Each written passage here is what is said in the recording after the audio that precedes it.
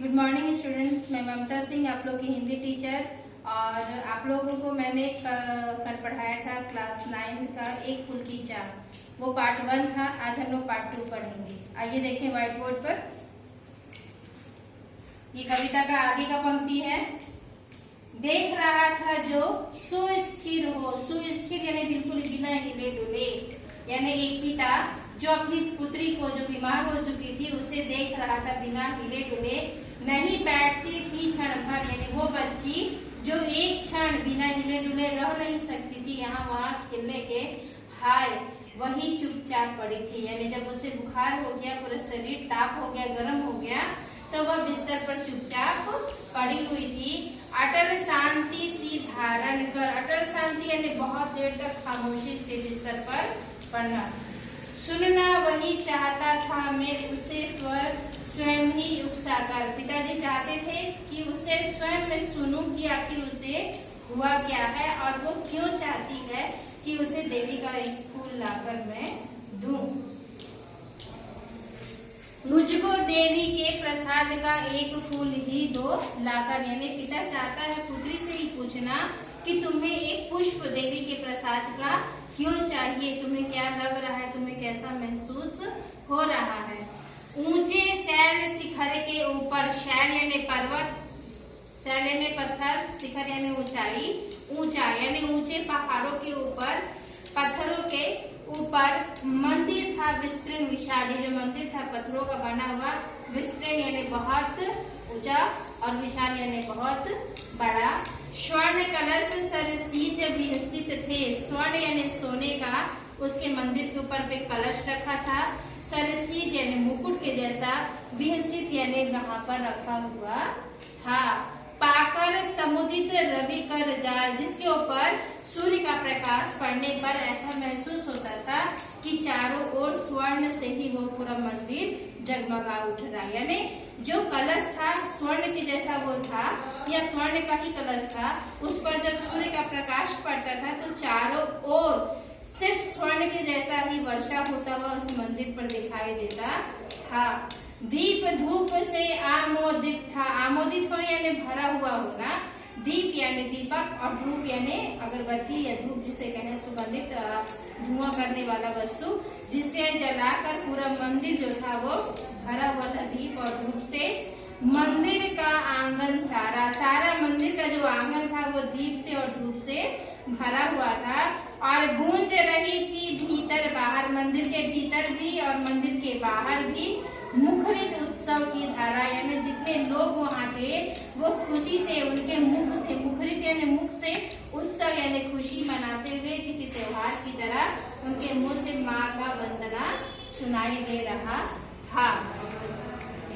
भक्त वृंद यानी एक दो नहीं, पूरे जितने लोग वहाँ भक्त, जहाँ भक्तों का समूह ग्रुप होता है पूरा, उसे वृंद कहा जाता है। यानी भक्तों का वृंद मृदु मधुर कंठ से, यानी मृदु यानी बहुत मीठा और मधुर सुंदर कंठ से गाते थे, यानी भक्ति, माँ की भक्ति को गा रहे थे।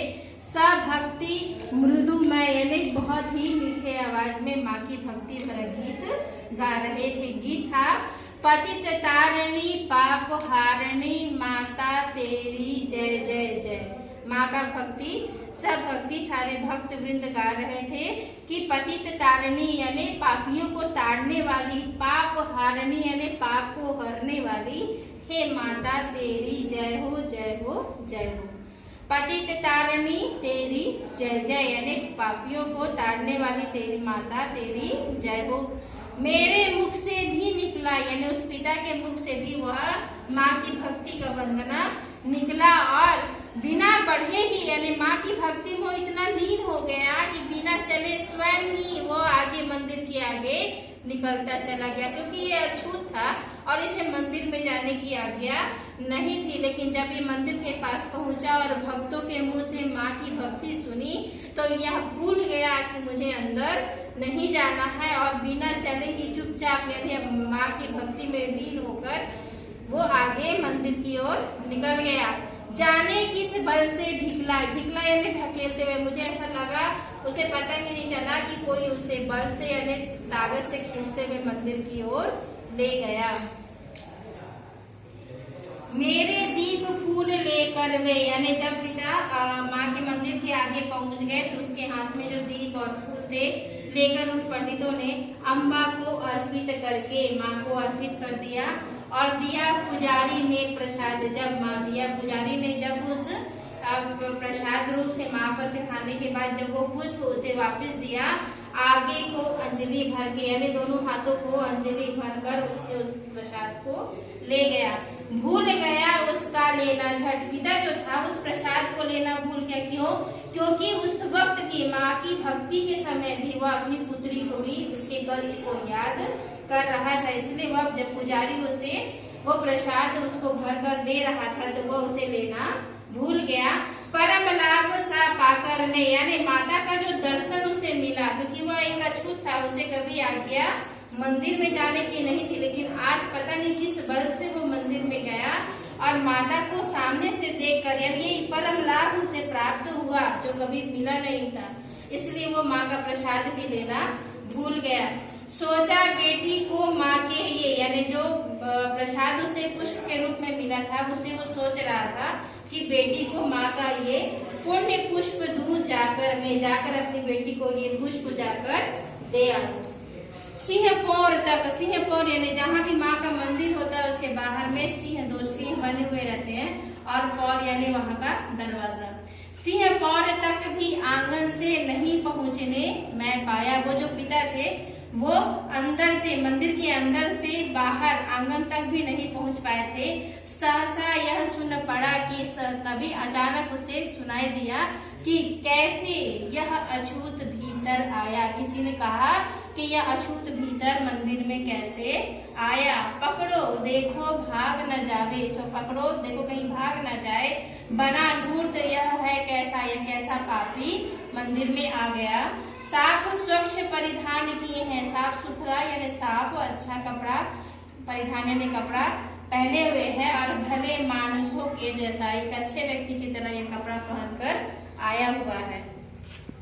पापी ने मंदिर में घुसकर, इस पापी ने इस मंदिर में अंदर आकर, अंदर यानी सिंहपौर से जैसे ही वो अंदर चला गया तो इसलिए कहा गया है कि पापी ने मंदिर में घुसकर किया अनर्थ बड़ा भारी, बहुत गलत काम कर दिया और कलुषित कर दी है मंदिर की। कलुषित यानी कलंक लगा देना, और कलुषित कर दी है मंदिर की चीरकालिका सुचिता सारी।